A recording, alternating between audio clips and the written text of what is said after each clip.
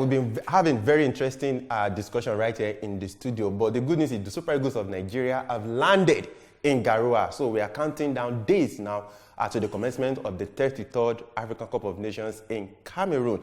On that note, I welcome you to Nigeria Super Fans Forum. My name is Oluwafemi Ashaolu, and today on the show, we'll be taking you closer to the action in regards to preparation and the prospect of Super Eagles of Nigeria. How far do you think they can go despite the setbacks and injuries and, of course, delays and disappointment that has hit our own national team? So in the studio today, I have someone I will be saying making a return to the show. I'm talking about James Agberebi. James, you're welcome. Thank you very much. And of course, I have the usual suspect in the studio, my number one analyst any day, anytime, Kado Gundari. Kado, you're welcome. It's always a pleasure. Okay, so today we'll be taking you closer to the action. Like I said, the Super Eagles of Nigeria are in Garoua, but of course, they are still expecting a number of players at the camp. Odion Ighalo is yet to be in camp. Jamilu Collins is also not yet in camp. And Tyrone Eboué, we are hoping that, like the Venezia president promised, that will be flown straight to Garoua. We're hoping that that will take place. But just stay right there. We'll be coming back after this break. Please stay with us.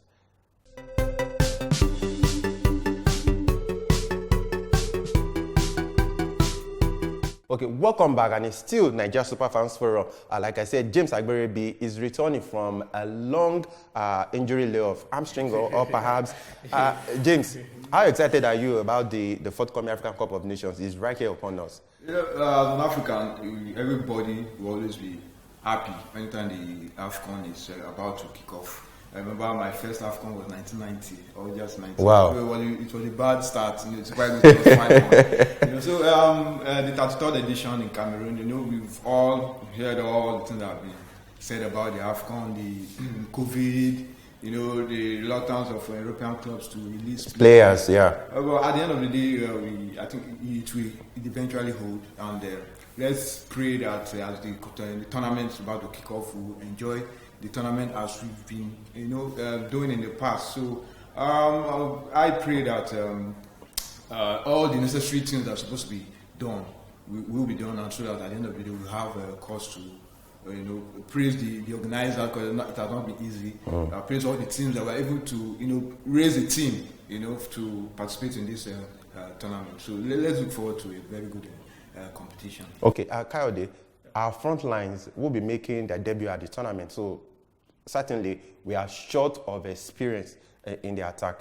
Now, the Super Eagles coach, Augustin Gavin, has said if Al-Shabaab eventually refuse to release Ighalo, it will create a bit of worry for him.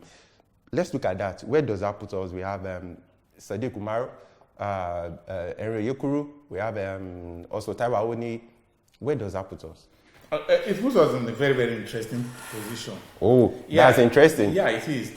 We may be short on experience, but that would be AFCON. Sorry, experience. I left out Peter Olayinka. Yeah, we are short on experience, but that would be AFCON experience, not short on European football experience, not short on international football experience. These are players who have risen through the ranks. They've played football at this level, and they have also been a part of the national team setup for a few years. So for me, fine.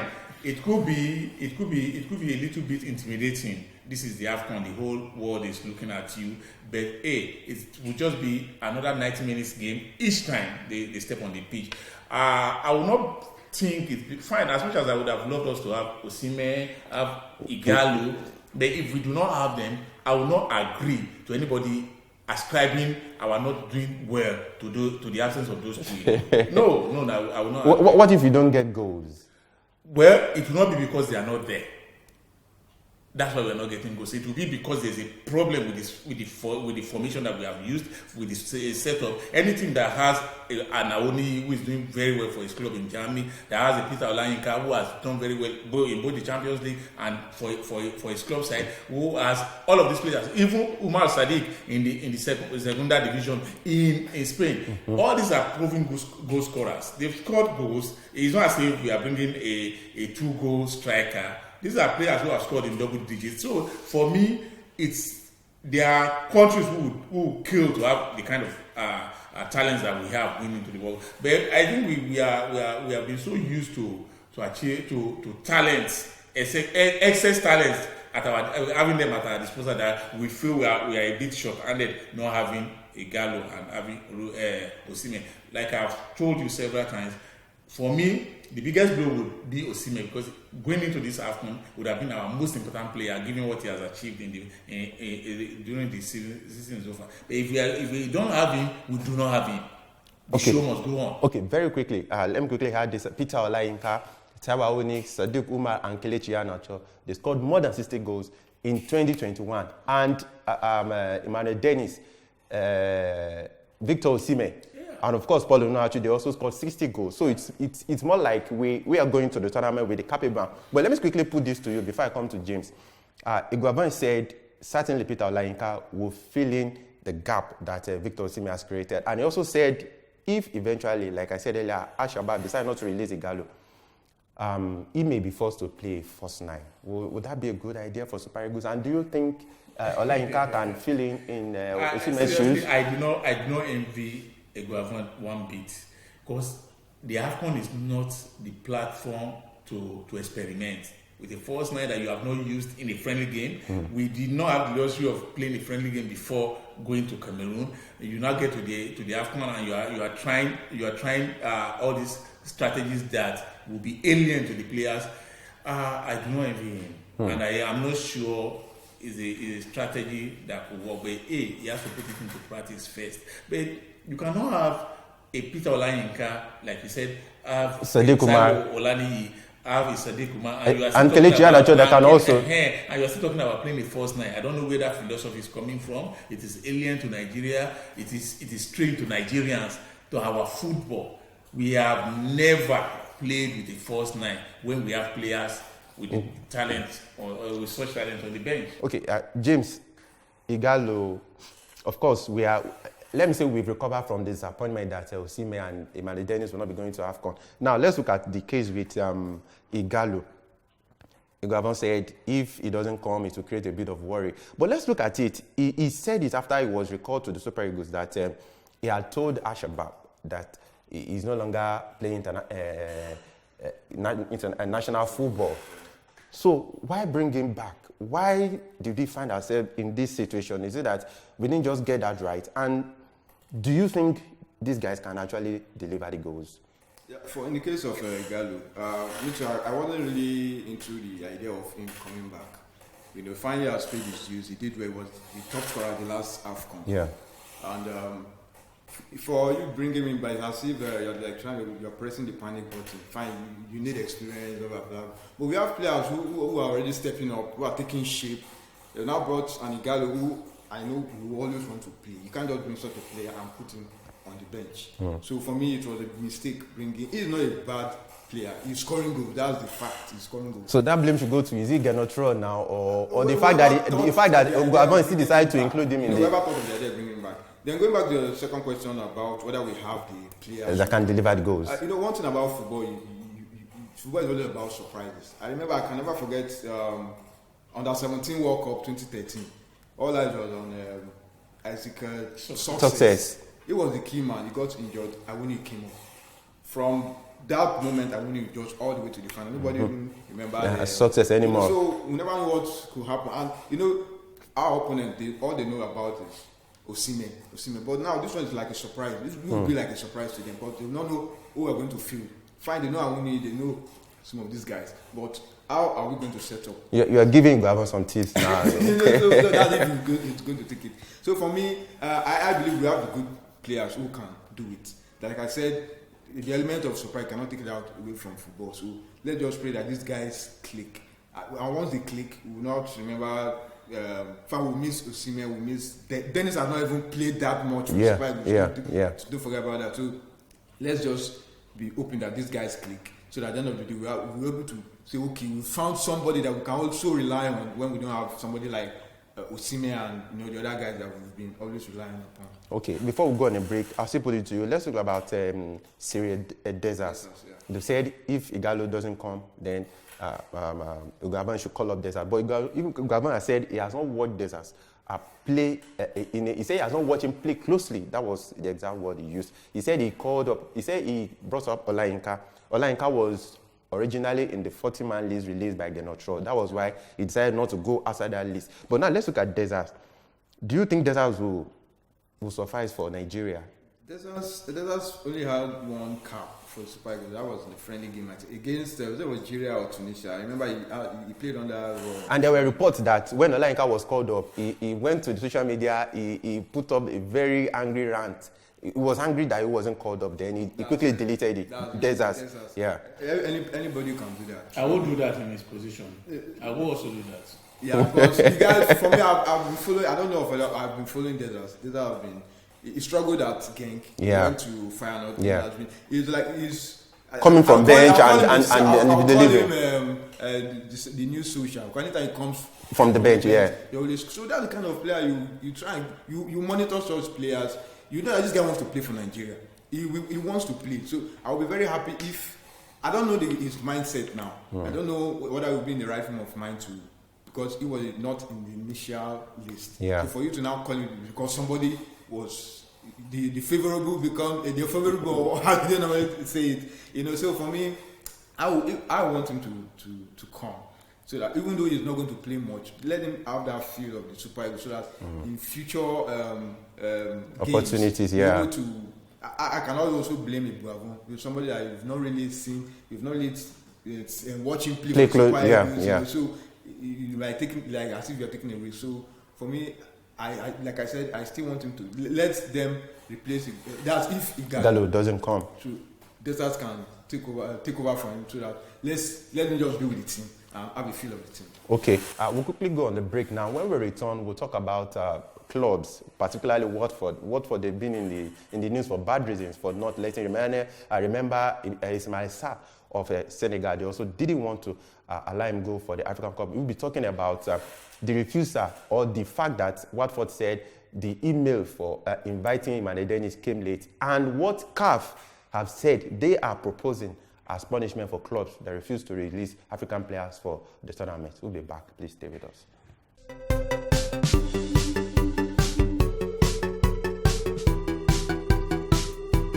Yeah, welcome back. And it's still Nigeria Super Fans Forum. Kayode, let me come to you now. Watford said the email inviting Dennis to AFCON for Nigeria came late. But how much time was given to West Brom for Venezia? Yeah, no, for West Brom for Venezia, and also for Slavia Prague for Semi Ajayi, Taron Ebueyi, and of course for Peter Olayinka. If Watford is claiming, remember, these guys were even in the country on the holidays when they got the call to come to the Super Eagles camp. So if Watford is claiming that the email inviting Dennis was the time frame was short, so how about for these other three guys? To be fair to Watford, these other three guys and their clubs are not in the same position, delicate position that Watford are in. Venezia are they're also struggling in this area. And I think, the thing about Dennis and Watford is that there are issues that we are not privy to, that obviously as time goes on, we'll get into the public domain about this. The club in itself does not have the right to hold a player from playing for his country. Yeah. Because according to FIFA rules on such things, if you don't allow him to go play for his country, then he can also play for you in that period, and you are also liable to be sanctioned. Yeah. So for me, I don't see any reason why they would want to keep him if the right things are done. Let's also give them the benefit of the doubt. But Ogavon came out to say that Dennis told him that the club threatened, he used that word, threatened, that the club threatened him that if he goes to play at AFCON, you know what that means. Of course, that is where he gets his daily bread from. But for a club to have gone that far, even Ekong, we heard that Ekong had to go to Watford and I said, come on, I have to go. I was in the original 40-man list that was sent to you. So it seems Watford, of course, we agree that they are struggling, but it seems the club, they have an agenda. What about Ismail Sarr also? Same thing happens to him. So it seems the club, Watford particularly. If they had allowed Sarr go and withheld approval for Dennis, that's when there would have been an issue. So why not let the two go? If Liverpool can allow Sadio Mane and their best player, arguably the best player all season, Mohamed Salah, go for AFCON, then You know, what for do that? What I will say, in the days ahead, we're going to hear more about this. I will reserve my comment on this particular issue until those things come into the public domain. Then we'll have another discussion around it. Okay, James, let's look at what CAF is saying. Amaju Pinnick, NFF president, has come out to say that CAF is going to take a position regarding clubs who have refused to release players for AFCON. He went as far as saying in an interview on live television that they may have to even block African players from playing for those clubs. Do you think that that will be possible? I think that will never fly. One thing they forget to understand is Europe is the mecca of football. All your best players want to play in Europe. They want to play for the best teams. They want to meet the best players. They want to play against the. So for him to CAF or whatever plan they have to say they want to sanction who? They want to aside FIFA. No, not necessarily sanctioning the clubs now, but blocking players from. You can't dictate to me. You can't dictate to me. Okay, James, let me ask him a question. Which player? Mention one player that it was CAF that said, "Oh yeah, go to this club." I think I would direct that to Amaju Pinnick. So for me, it doesn't make sense. It doesn't make sense. You can't tell me. Okay, what if you empty threats? What if the player decides, okay, I'm not playing for my national team. I just want to focus. You cannot tell me how I'm going to run my career. It's my career. How I started and everything. What I went through. Nobody. I did everything and I got to a phase in my career. Now I want to direct control me. It's only in this part of the world that's when you start hearing things like that. You won't fly.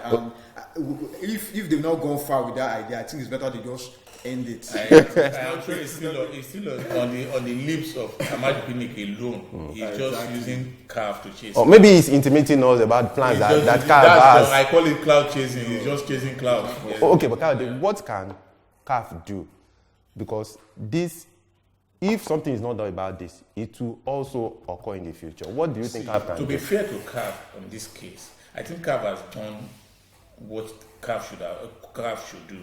CAF has discussed, they've had a 3-way conversation with FIFA and clubs in Europe, mainly that. Okay, we all understand that our competition is coming at a very, very difficult period in your calendar.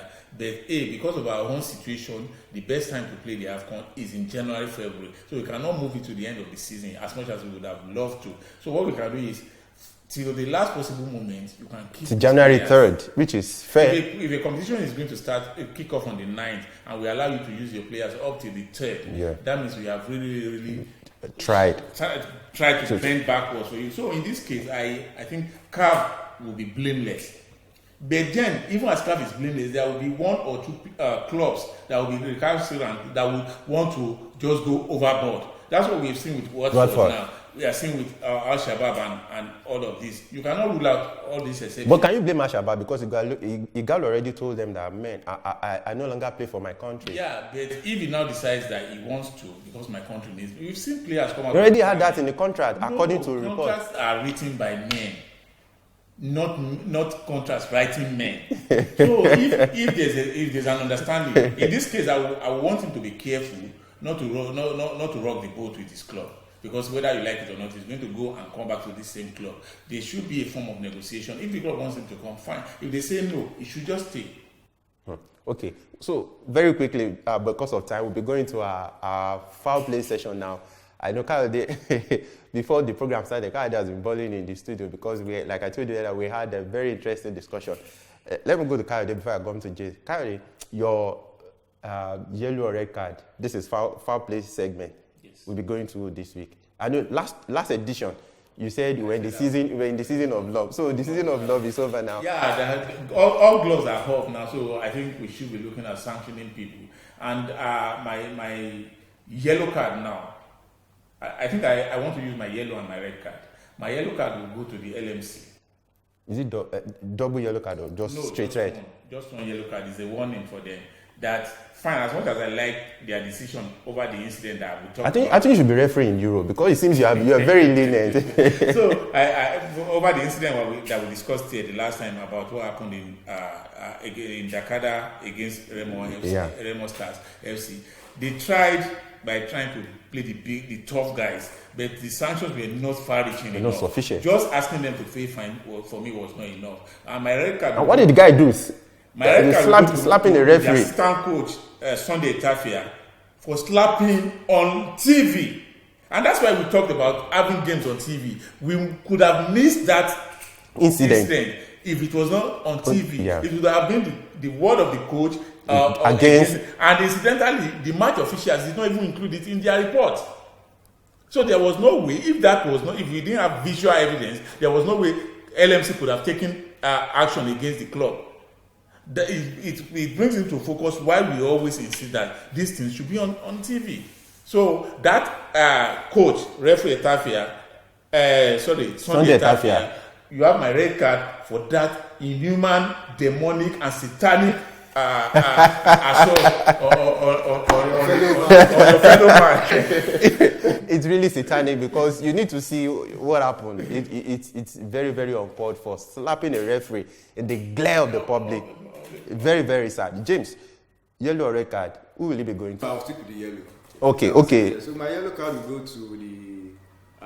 I'm going abroad now. Okay. Premier League, the English, like the officiating in England. The game against Arsenal, Man City comes to mind. So I'm giving that game is still on your mind. No, because it has been going on for a long time. Because it's like the officiating in the Premier League. It's giving a bad name to VAR. VAR is just the technology. It's like the people in England, it's as if they don't even know what to do with it. Every time you hear all kinds. It's like maybe they should give us. Yeah, we will know what to do with it. So there's people you watch Syria, you don't hear Spanish La Liga, all these controversies. Annoying controversies. So there are some things that some decisions they take. Like, are these guys really referee? Are they really officials? Got some funny decisions.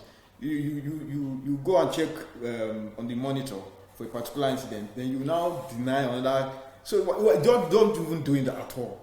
So for me, I think they just have to step up the English. That's why last World Cup there was no English referee. So it shows that something is wrong with the English referees. Exactly. So for me, they will get my yellow card. So who knows when this thing continues, they're going to get a straight red. Not even second yellow. They're going to get it's straight red. Wow, that's serious. For me, I think mine would be a straight red to coronavirus. Amaju Pinnick revealed that 5 Super Eagles players tested positive for COVID-19, and thanks goodness that 4 of them have recovered. And we're hoping that the last person must have also recovered. And of course, Cape Verde, they've also have coronavirus situation in their camp. And Senegal, they are battling with that right now. So I think COVID-19 has done enough for the world. It should go back to wherever it comes from. And gentlemen, thank you for coming through on the show today. It's always a pleasure. And James, don't let your hamstring injury reoccur again. Okay, this is where we'll be drawing the curtain on the show today. Don't forget, don't fret. In the next couple of days, we'll be bringing you a preview of the Super Eagles game against the Pharaohs of Egypt. Remember, that game will be coming up on January 11th. So we'll be bringing a preview to you. My name is Olafemi Ashaolu. Until next time, have a wonderful day. Bye.